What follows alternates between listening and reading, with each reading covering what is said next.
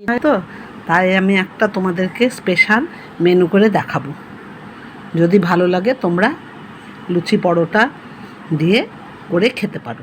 দেখো কথাতে যাই, কিভাবে তৈরি করব, কি দিয়ে করব। দেখো আমি কয়েকটা এখানে পটল নিয়ে নিয়েছি, কিভাবে কাটবো দেখাবো। আর এখানে একটা বড় সাইজের আলু। এবার আমি এটা কেটে তোমাদেরকে দেখাই। আমার পটল কাটা হয়ে গেল, এইভাবে কেটেছি। খুব বড়ও না খুব ছোটও না। পটল কেটে নিয়েছি, আলু এই ছোট ছোট করে, যেরকম পটলের সাইজ সেরকম। এইভাবে আমি আলু পটলটা কেটে নিলাম। এবার আমি পটল আলুকে ভেজে নেব। পরিমাণ মতো তেল দিয়ে দিলাম। এবার আমি পটলটাকে খুব যে লাল করব তা না, ছানা দিয়ে করব তো। এই দেখো পটলটাকে এবার আমি ভেজে নেব। জল ঝরিয়ে রেখেছিলাম, নুন দেবো না, এটা আমি শুধুই ভেজে নেব।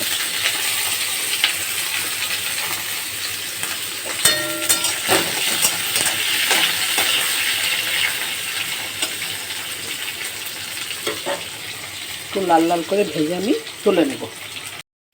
পটলটা প্রায় ভাজা হয়ে গেছে, এবার আমি তুলে নেব।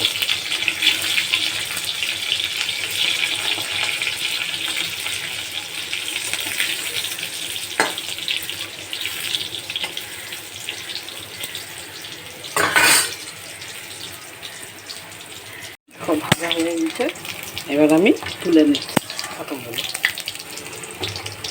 এর মধ্যে আমি আলুগুলো দিয়ে, এটা আমি একটু নুন দিয়ে ভেজে নেব।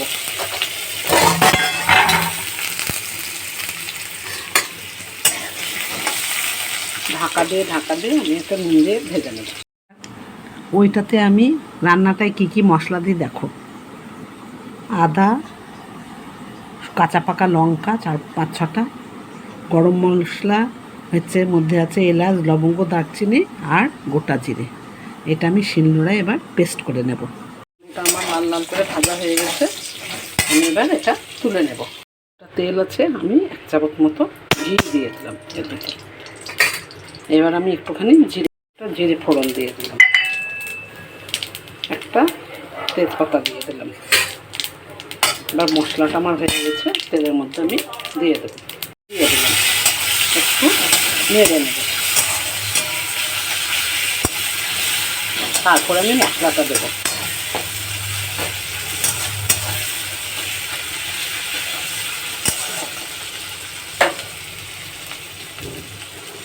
এর মধ্যে আমি পরিমাণ মতো এখন নুন, হলুদ, মিষ্টি সব দিয়ে দেবো। মতো হলুদ দিয়ে দিলাম, লবণ তোমার আগেই দেওয়া আছে, অল্প করে লবণ দিয়ে দিলাম। দিয়ে দেখো আমার টমেটোটা গলে এসছে। এবার আমি বাটা মশলাটাকে দিয়ে দেবো। দিয়ে আমি এবার ভালো করে কষিয়ে নেব। এখন একটু আমি জল ব্যবহার করবো না, সামান্য পরিমাণে মিষ্টি দিয়ে দেবো, এটা একটু মিষ্টি মিষ্টি হবে। ওর মতো আমি মিষ্টি দিয়ে দিলাম।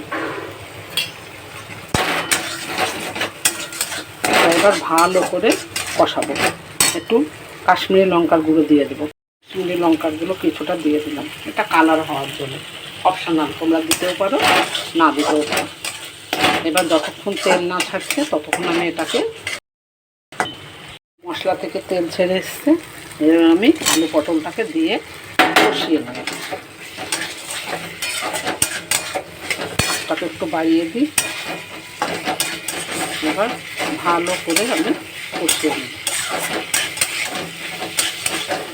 সামনে মাঝখানে একটু ফাঁক করে আমি এবার ছানাটাকে দিয়ে দেবো। তোমাদের বললাম না অষ্টমী একটা নতুন রেসিপি করবো, এটা ছানা দিয়ে আলু পটল ছানার রান্না।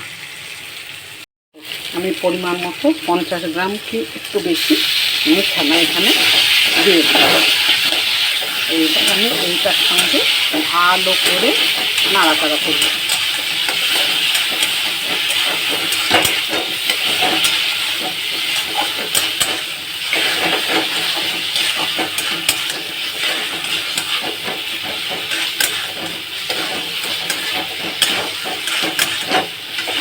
ভালো করে নাড়াচাড়া করে যখন এটা শুকনো শুকনো হয়ে আসবে আমি সামান্য পরিমাণে জল দিয়ে দেবো।